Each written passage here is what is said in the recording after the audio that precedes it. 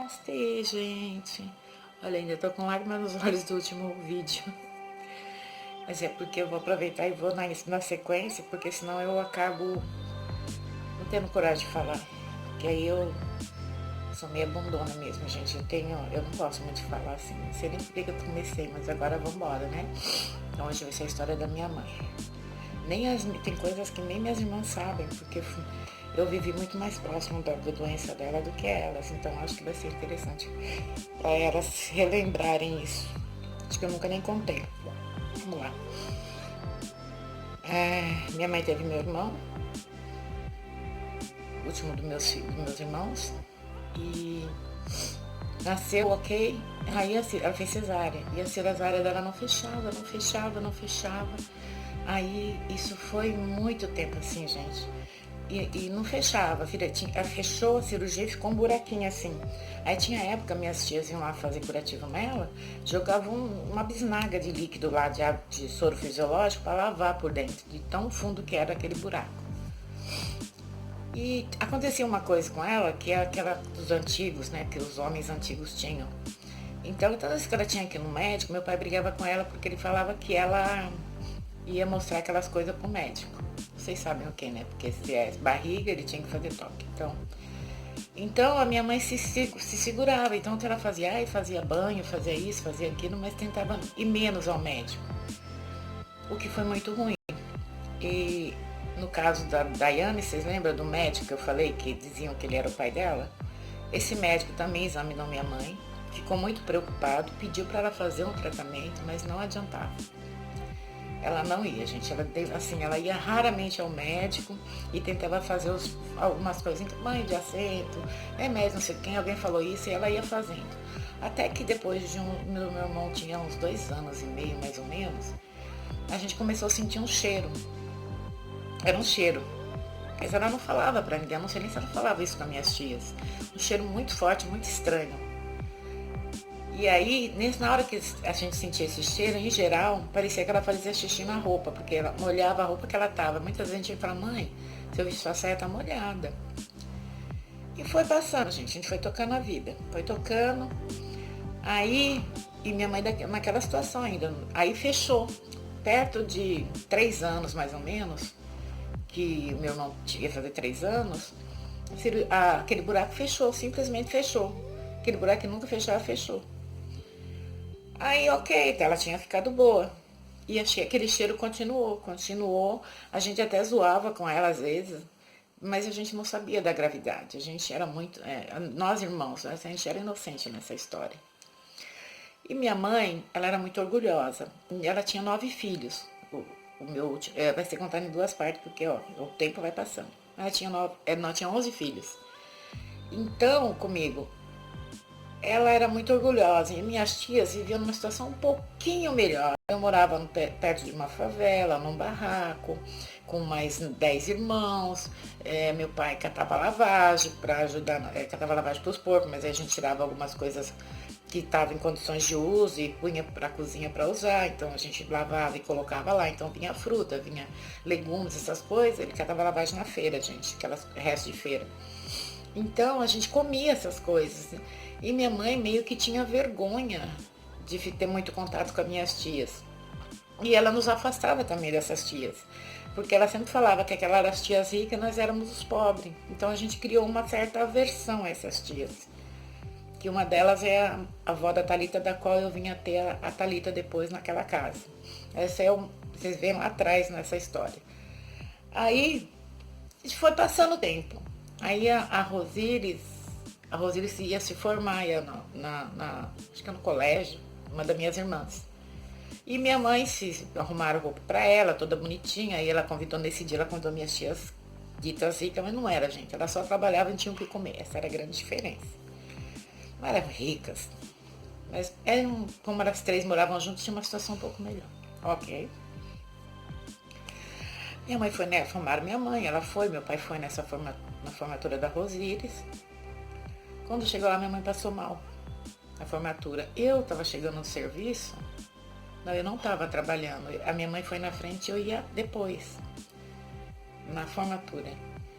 Aí ela passou mal, as minhas tias já pegaram um carro, já mandaram, levaram ela para pronto-socorro, aí ficou internada no pronto-socorro.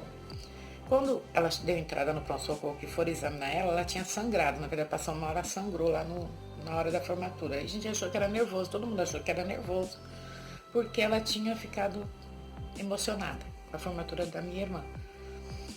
Aí quando ela deu entrada no pronto-socorro, que o médico viu o sangramento, que foi fazer toque, ele já não, a mão dele já não entrava, não fazia mais toque. Ele sentiu alguma coisa muito grande dentro dela.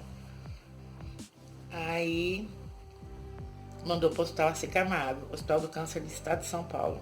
Existe até hoje, tá, gente? Aí ela foi transferida para o Hospital do Assis Camargo, fez radioterapia.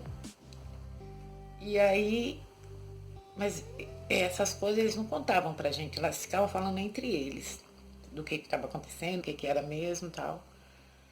Aí minha mãe ficou lá na Camargo, depois minha mãe veio embora para casa e tal, continuou fazendo tratamento, aí ela começou a continuar fazendo a rádio, né? Ela ia lá para fazer a rádio e tal. Mas eu desconfio que ela sabia, mas ela não falava sobre o assunto. Aí foi passando o tempo, aí um dia minha mãe teve outra hemorragia. Foi assim? Não, gente, peraí. Ela foi para a Camargo, da Camargo eles fizeram os exames, ela voltou para o pronto-socorro. E no pronto-socorro ela voltou já com os exames tudo da Camargo. Aí foi diagnosticado câncer. Isso mesmo. Aí foi diagnosticado câncer. Aí eles iam liberar ela. Aí eles chamaram minhas tias e devem ter chamado meu pai, porque eu não lembro dessa cena. E nós não fomos, a gente não ficou sabendo disso. Sim, meu pai e minhas tias. A gente era tudo mocinha ainda, mal. Eu devia ter. Minha mãe morreu, eu tinha 23 para 24. Foi pouco depois do nascimento da Vitória que a minha mãe veio morrer. Então foi por aí mesmo. Aí, da Vitória não, desculpa. Da Daiane. A Vitória, minha mãe nem era viva, mas da Daiane. Aí, o que aconteceu? Como a minha mãe contou para minhas tias, e minha mãe sempre falou que a gente era os pobres, e a minha mãe e as minhas tias eram ricas, de repente as minhas tias preocupadas foram visitar e ficaram amigas. E aí meu pai chegou falando que a minha mãe estava de alta. Aí fui eu, o Bica e eu acho que a Rosíris. Fomos pro hospital. Não, fomos em 4. Acho que Raquel foi também. A Raquel já era casada, mas foi também. Aí fomos pro hospital, gente. Aí minha mãe tava de alta, meu pai falou que a minha mãe tava de alta, a gente foi buscar minha mãe. Chegou lá, minha mãe não tava. Como assim minha mãe não tá? Não, já tiraram ela. Eu falei, mãe, todo mundo, né, ficou assim, como, cadê minha mãe, cadê minha mãe, cadê minha mãe? Aí por fim alguém contou pra gente, foi uma tia sua que levou ela, então você procura elas que elas devem saber. A gente já foi puta da vida pra casa das minhas tias, porque a gente falou assim, mas por que elas levaram minha mãe pra casa delas? Esqueçam que a gente tinha aquele problema de achar que elas eram riquinhas e a gente era as pobrinhas. Aí nós fomos pra casa da minha tia, todo mundo puto da vida. Chegou lá, minha mãe deitada numa cama de solteiro, já tinha chegado ao hospital. Só que a gente não sabia nada, a gente não sabia nem que era câncer, a gente não sabia nada que ela tinha. A gente não sabia que ela tinha passado mal, tinha ido para um outro hospital, a Camargo eu nunca imaginei que era o hospital do câncer, a cabeça não girava. E que ela voltou para o socorro e liberaram ela. E ela, em vez de ir para nossa casa, que era pobre, mora em barraca, no ponto da favela, não sei se ela ia ter tudo o que ela precisava, mas era a nossa casa. Então a gente chegou lá muito puto da vida, gente. Aí chegou lá e foi conversar com a minha mãe e tal, a gente pegou e perguntou pra ela, mãe, você quer ir pra casa? Ela falou, não, eu não tô aqui. Minha mãe sempre foi muito grossa. Assim, bem, eu não já tô aqui, aqui eu vou ficar. Aí a gente não entendia, mas a gente não perguntava pra minha mãe, a gente não tinha esse direito de ficar fazendo perguntas. A gente, puta da vida, a gente achava que a minha tia tinha sequestrado minha mãe do hospital e levado. Não, eu não tô aqui, tudo bem? Desculpa, gente, aqui parou ali, depois eu dou arrumado. Então ela não queria ir para casa. Aí a gente foi lá fora e a gente toda vez e falava com as minhas tias, todo mundo bravo com as minhas tias.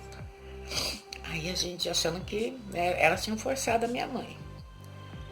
Aí a gente saiu lá fora, a gente foi conversar e agora que a gente fazer? Vai comprar casa. Mas a mãe não vai.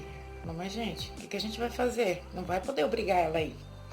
Ela largou meu pai para trás, o meu irmão, filhote pequenininho, de quase 4 anos, e foi para casa da minha tia, simplesmente assim. Aí então vamos embora para casa. Aí eu peguei, virei e falei, não, eu não vou. Por que eu quis ficar com a minha mãe? Não sei, gente, eu não sei. Talvez uma forma de pagar porque ela me ajudou com a vitória, ou não, porque eu costumo falar que a gente só toma decisão baseado em muitas coisas, não é uma razão, são várias razões.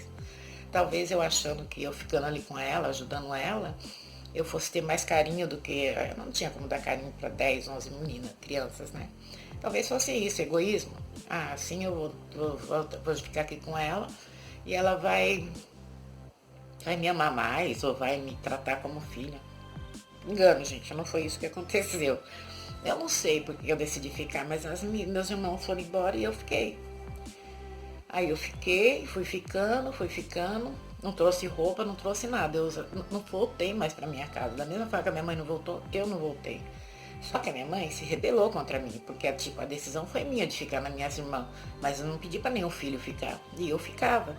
Então ela me xingava, nossa, ela acabava comigo.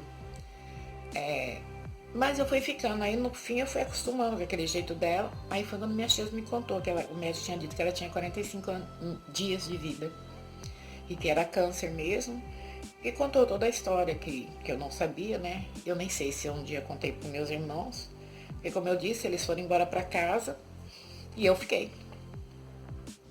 E aí a roupa que eu usava era das minhas primas, porque eu não voltei para pegar roupa em casa. E fui ficando com a minha mãe. Só que aí virou. Aí foi muito difícil, gente. Por quê? Ok, ela tinha 45 de vida, mas não foi simplesmente assim, vou ficar 45 dias aqui com ela, aí de repente ela vai, passa mal, morre e acabou. Foi um caos porque minha mãe tinha muito sangramento, muito, muito. Ela passava mal com muito sangramento. Uma das vezes, eu vou contar algumas passagens para vocês. Uma das vezes, a gente estava em casa, sim. Até minhas tias contrataram um motorista que ficava o tempo todo com a gente.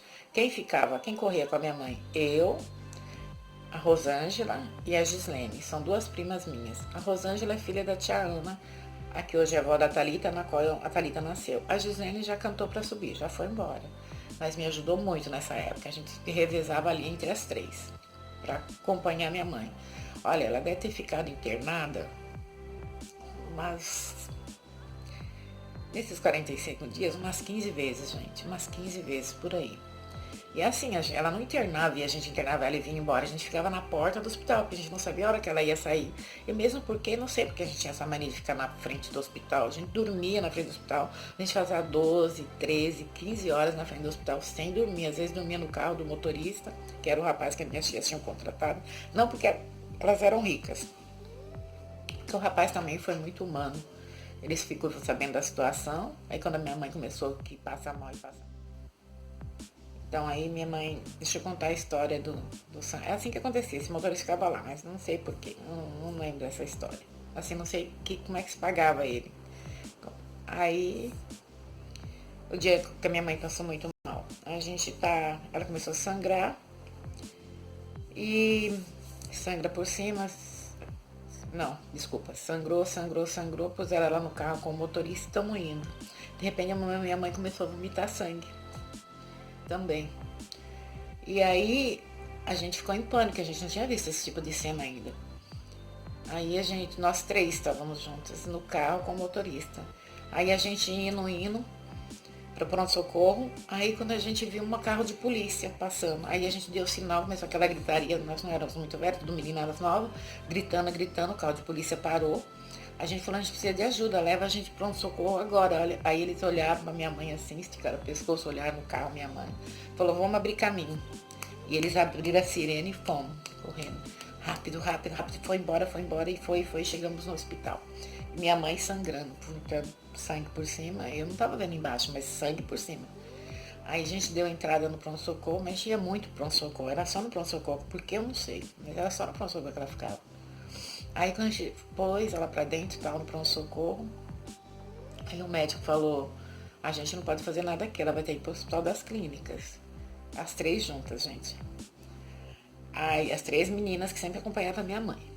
Aí, tá, então vamos, né, pro Hospital das Clínicas. Vocês vão junto? Nós vamos, as 3. Então tá.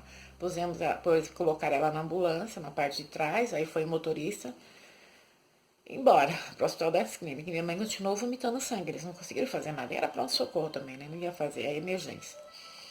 Aí foi. Gente, vocês não... E a gente já tava passada daquela cena que já tinha acontecido, da minha mãe sangrar, do médico, da polícia abrir caminho, então a gente já tava em frangalhos. E foi embora, foi embora. Aí chegou numa parte do caminho, eu não enxergava pra fora, tinha aquelas fumê branco, aqueles vidros pintados de branco, eu não sabia que altura eu tava. Aí, de repente, a minha mãe começou a tossir, vomitar, e vomitar, a língua dela enrolou. E a gente gritando a enfermeira, e a enfermeira estava no banco da frente com o motorista. Aí alguém gritou, puxa a língua dela, vocês imaginem a cena, né? Eu não sei se fui eu que enfiei o dedo, se foi a Gislaine ou se foi a Rose. Mas uma de nós enfiou o dedo na boca da minha mãe, abriu a boca, enfiou o dedo e puxou a língua dela pra fora. Aí ela ficou de lado, com a cabeça de lado, e ela tossindo, tossindo, e voando sangue, assim, nós ficamos com a roupa que era só sangue. Aí a gente tentava acalmar ela, ela não falava mais. Ela virou o olho, e minha mãe ruim, ruim, ruim. A ambulância com sirene aberta, e vai, e as das clínicas para usar, que é longe, gente. Olha, eu só posso dizer para vocês que quando a gente chegou no Hospital das Clínicas, que abriram a ambulância, tinham 3 zumbis lá dentro e uma mulher sangrando. Cheia de sangue, né? Porque a gente não reagia mais. A gente estava tão passada do que a gente tinha passado naquela ambulância, que a gente não viramos zumbi. Tipo assim, a gente só olhou assim, tava todas as 3 sentadas, eles tiraram minha mãe, as 3 continuaram sentadas.